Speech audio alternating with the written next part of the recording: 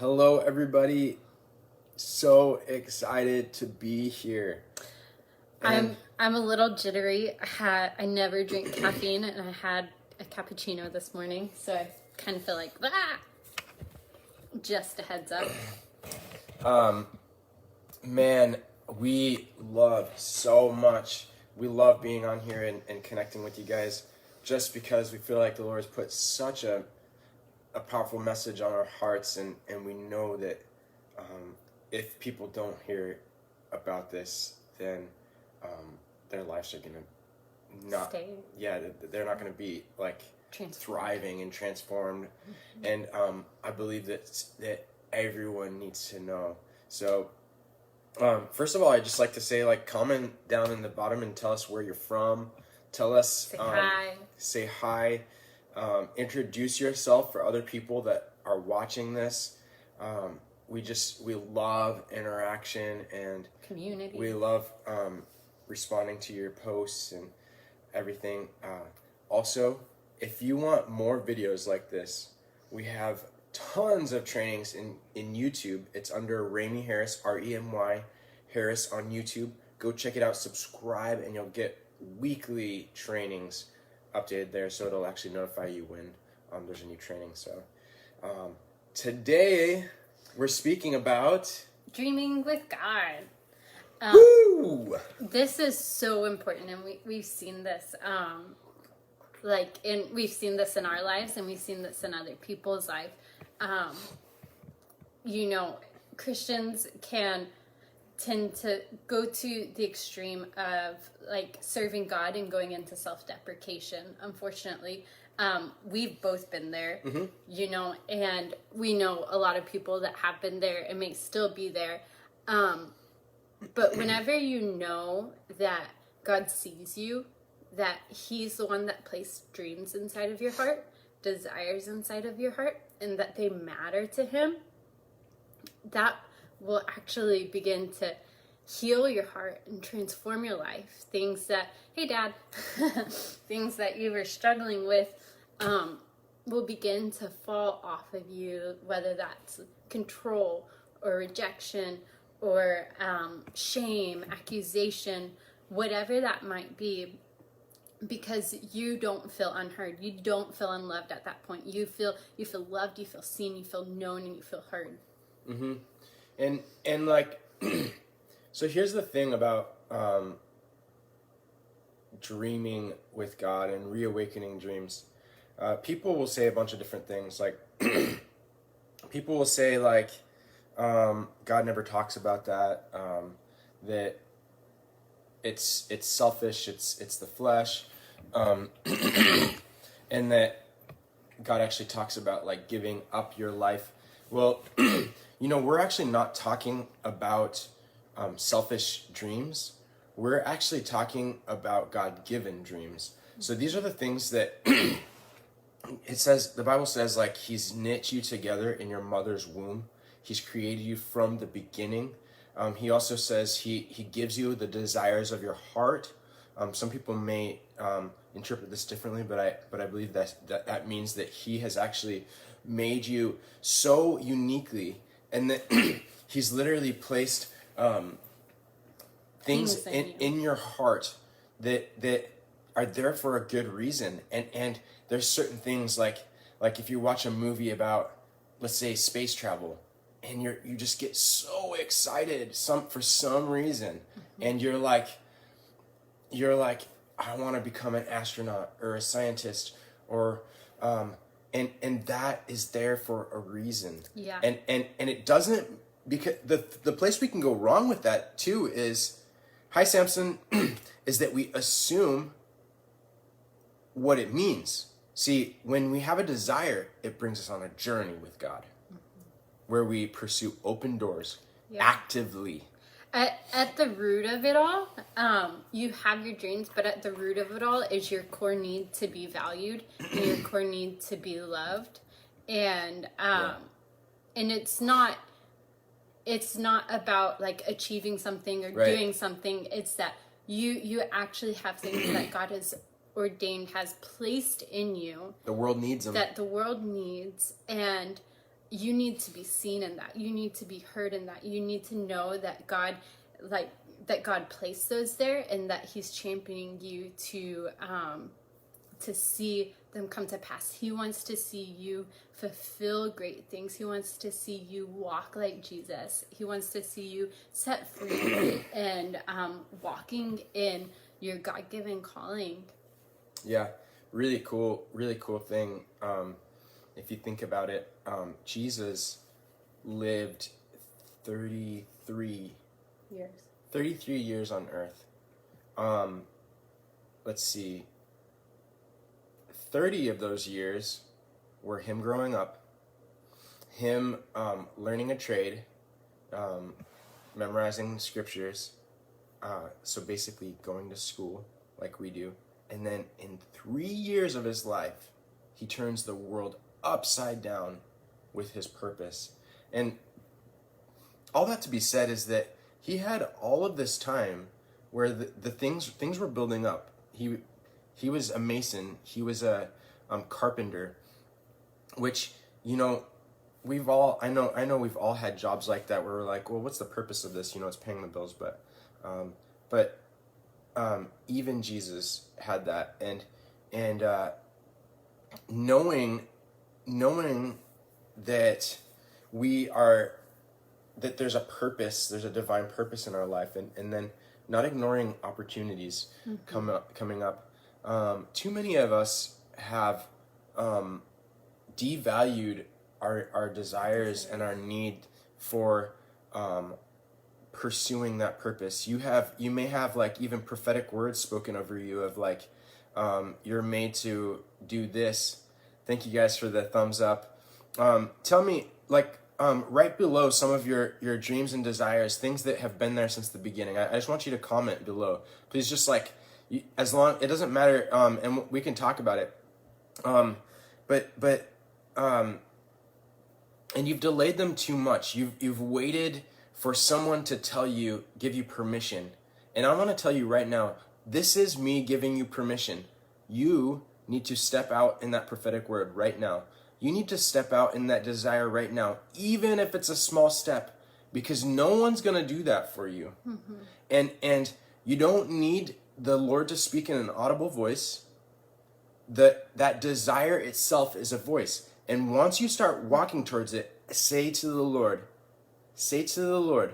Lord, please stop me if this is not from you. Please fling wide the doors open if this is from you, because he is able. And we need way more Christians who walk in their calling, and they're not praying in their closet to see and waiting. Yeah, and what was I gonna say?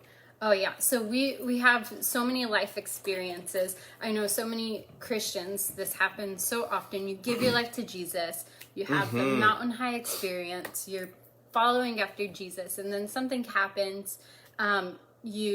If you go to a mission school or a discipleship school or whatever that might be, and then you go back into the real world, you're like, how do I assimilate? Like, there's not people pursuing Jesus. Right. Like, I want to pursue Jesus, and then you settle in, you compromise, or you go into performance. You're like, I've got to press into God, you know.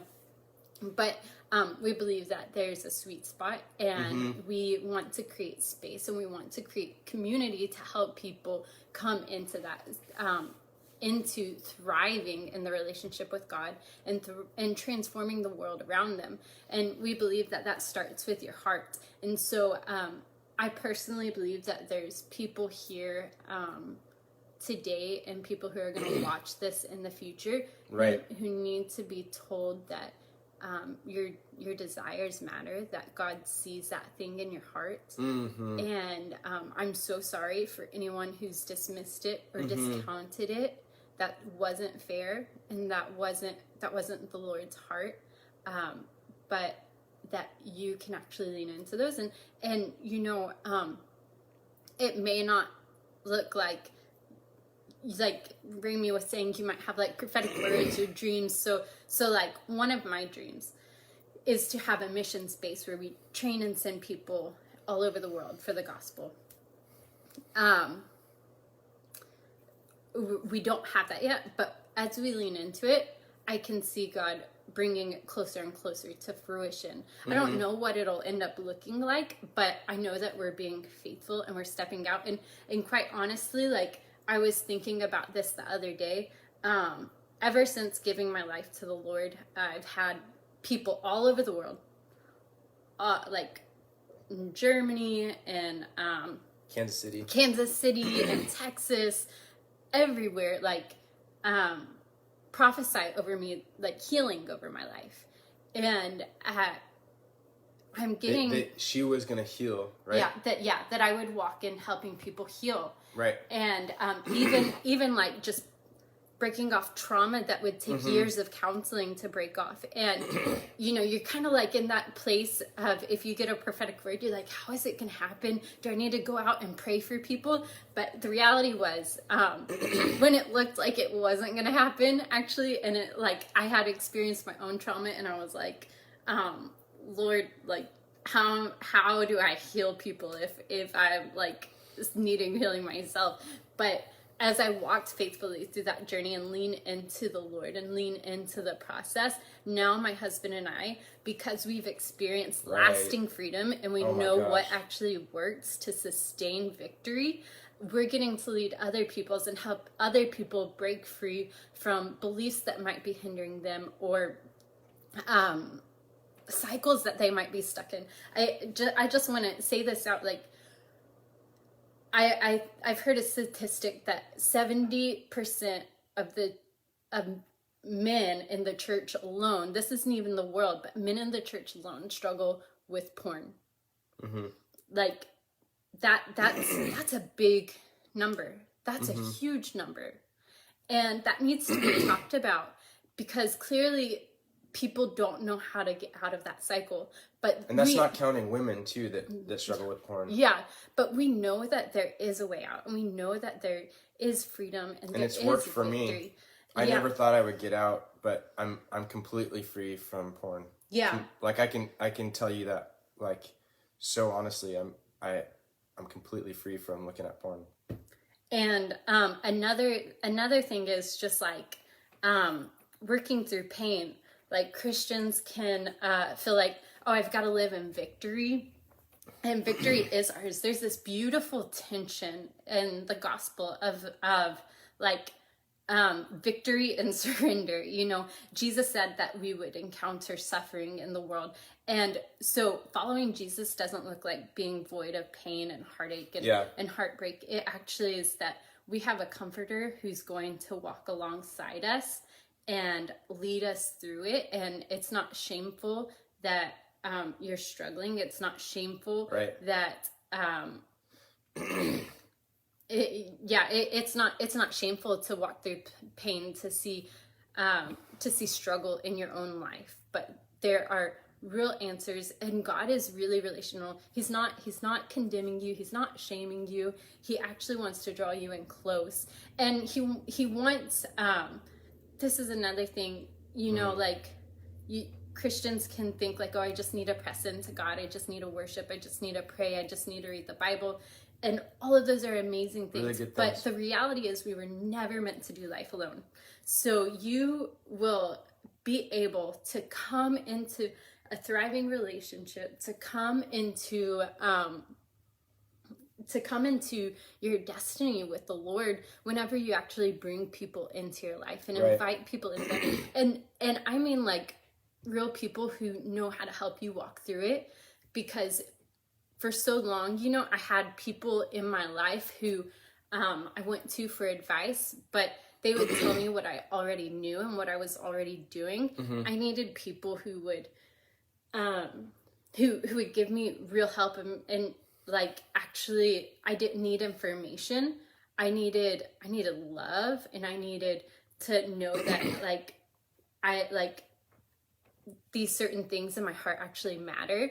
I had a time whenever I felt called to go to the missions field, and I had a woman from my church, like, I had a lot of support. I had like a dream and all this stuff, and it like was at night, like a dream. It was like it was like it was a sensitive thing for me already. And so I wanted, like, my heart was so like, Affirmation. I wanted to serve the Lord. I wanted to do what God wanted me to do. And I had a woman tell me, like, that's not God, you know, and that crushed me. It honestly took me like, what, 3 or 4 years to go back and tell that person, like, hey, you really hurt me whenever you said this.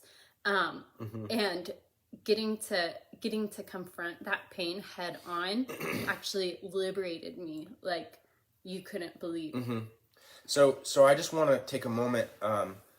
If any of that if any of that really like resounded to you about porn or about dreams, we actually created a Groundworks guide that has been actually impacting a lot of people so far. It's actually what we give people before they join our program. So if that really resonated with you, people that want to get those results, actually they do our guide first. So write in the comments dream.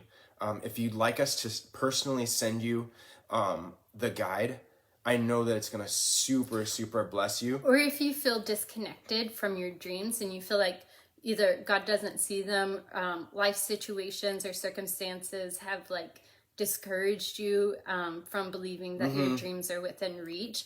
In the guide, we help you reconnect to that, and we help you walk through a healing process that will restore you in your relationship with God and yourself, so that you can so dream powerful. again. So powerful. You guys won't regret getting it, and it's free, honestly. But yeah, it's really exciting to see Christians get reawakened. Reawakened to the things that God's put in them. I don't know if you've ever had this, but conversations with people when you hit a topic and you see their eyes light up, it is so exciting to really you know, we talk so much during the day about, you know, just boring things like the weather, and you know, and those things are important, you know, how you doing, good, whatever.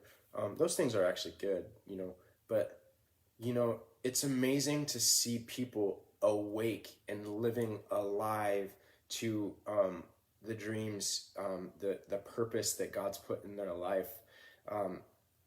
The Bible says like hope deferred makes the heart sick, but desire fulfilled is a tree of life. So when your God-given desire is fulfilled, and this means you stepping in to your God-given dreams, like let's say someone, like, you've always wanted to sing, so you step out and take a class or two, you know, learn how to sing, and you start walking in that journey to see like what does God feel like ignite, because you know what they say, like what's it like, you know how a fire stays alive is like a bunch of logs, like throw yourself in the fire and it blazes more, but like if you're just a log all by yourself, your light's going to go off really fast. So just getting out there doing something will really guide you towards that real passion, that real dream. But yeah, don't despise the day of small beginnings. It can look like stepping stones. It can look like if you're passionate about ministry, that doesn't necessarily, I mean, it could look like this, but it doesn't necessarily mean you need to go out on the streets and like evangelize and go lay hands on every person. It can look like something simple, and it can look like, I don't know, do you have an example? Doing what? Like if their heart's like toward ministry, like. Yeah, it could look like anything. I mean, it could look like, it just depends, because when God speaks something, it could look like just telling someone like good afternoon. Like I remember working at a coffee shop after I finished YWAM, and like my heart was for ministry completely. But I didn't have peace. I didn't want to go work in a church or something. I wanted to impact people around me in day-to-day life.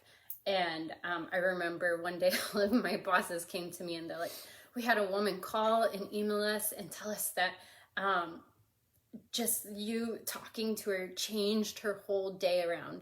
And we like, I didn't say anything profound. I just showed her that I cared about her and that she mattered and I was present, and she felt it. Yeah. It's amazing. So my question for you is, if it was possible for your life to take a huge change, and if you needed to do that, if you needed to just invest in yourself in some way, would you do whatever it takes to see that change happen? Are you tired enough of feeling just like, yeah, my life's okay? Are you desiring to see yourself thrive?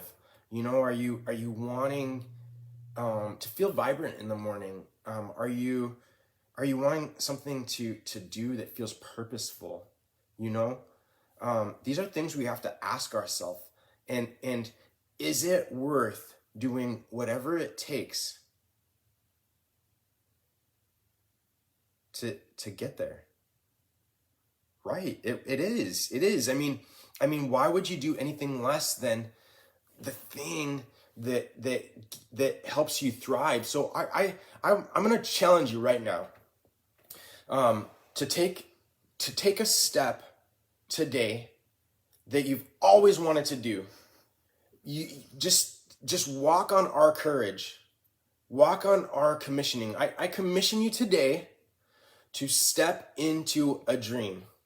And if you need our help, come to us, because we've devised a program that will do just that.